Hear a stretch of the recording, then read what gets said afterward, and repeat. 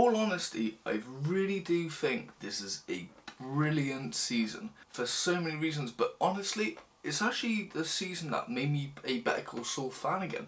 As for about 2 to 3 seasons, I've really not been enjoying the watch. Now, there's occasional scenes that intrigue me, but overall, most episodes just leave me going, oh, is that it? And this season has really turned it around for so many reasons.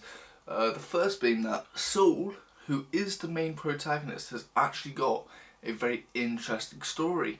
Now, I have enjoyed somewhat the rise from Jimmy McGill to Saul Goodman, but it's come in strides here and there, and this season has really taken the character and really put a new energy into it. The plot itself is amazing, seeing Saul try and get revenge, having this huge elaborate plan with him and his wife both joining together to pull off this revenge plan. And honestly, it's such a really good watch, especially with the last episode, which we'll get into later. When it comes to Mike, I think Mike's plot. Mike has been usually the dominant character in this show, whether he has a small amount of time in this show or if he has a huge role, he's always the dominant character, and it's nice that, though that has been acknowledged, they have dialed his character down so that Saul Goodman can get more of an interesting and a rise to an extent with plot. When it comes to other characters like Nacho, even though his screen time was small and sadly cut off, we get to see so much in the character and we see the cleverness behind him, even though we have had glimpses throughout the first few seasons of him being clever here and there. This way really pulls it off,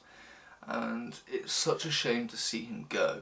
When it comes to visuals, because it's made by the same guys who made Breaking Bad, of course the visuals are going to be beautiful. Literally every fucking scene's got some beauty in it. When it comes to critiques, I have 2. The first one being the main one is the way they were advertising this show. It somewhat bothers me is something they've been doing for the last few seasons, and that's advertise characters who originally appeared in Breaking Bad to appear in Better Call Saul.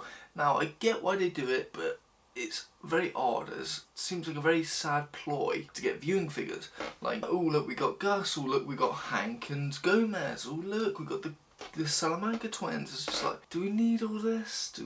Sometimes it makes sense for plot, but at the same time it just feels like it's for viewing figures. And with this particular season, they advertised Walt and Jesse being in it, and it's something that really put me off going to watch it. Is for a while this show has been a hate watch, and for that is one of the main reasons. But luckily, when they did this, it was very clever and strategic, as we do not see Walt and Jesse in this whatsoever, and so that actually is nice and enjoyment, and we're going to see them in part 2. I have a theory about that. It's either going to be in the timeline they're in now, which is 2002, or 2002 to 2003, or you're going to see them during the Breaking Bad era, specifically Walt and Jesse. Or my last theory is going to see Jesse in the new timeline, in which Saul is no longer Saul Goodman, he's just a regular Joe making Cinnabons.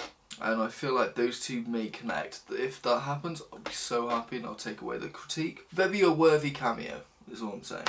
My other critique is the character Lalo Salamanca, who from the get-go I was not really interested in. It seemed like a mix between Tuco Salamanca, Gustavo Fring and the twins.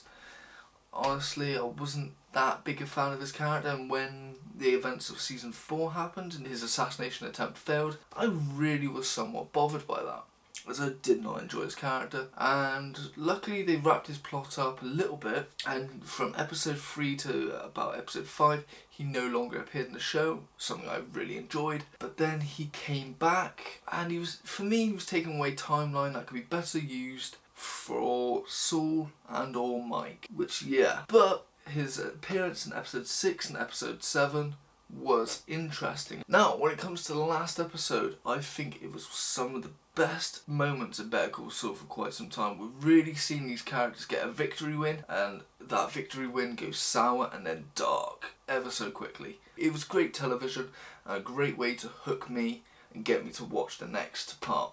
Regardless of what happens, I will still be a Better Call Saul fan. So yeah, that's all I have to say really. Overall, I think Better Call Saul have redeemed themselves, at least for me, and I cannot wait to watch it. When it comes to rating, I haven't got a number for it. I'm going to wait until both parts come together, and then I'll rate it the this season and the show overall. Is it good? Fuck yeah, it's good.